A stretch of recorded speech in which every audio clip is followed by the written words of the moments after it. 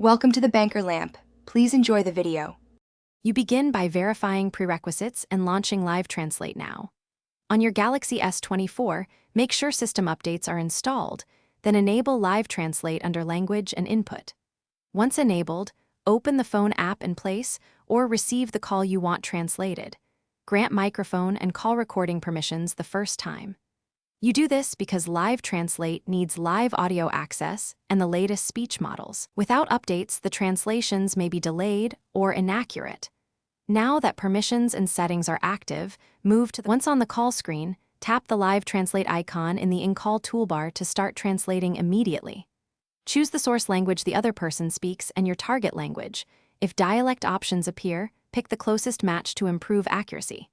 Make sure audio routing, speaker or Bluetooth, is set so both you and the caller can hear translations. Switch routing if feedback or dropouts occur.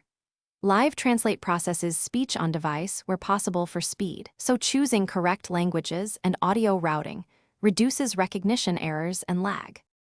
To finish, watch the captions and listen to the spoken translation.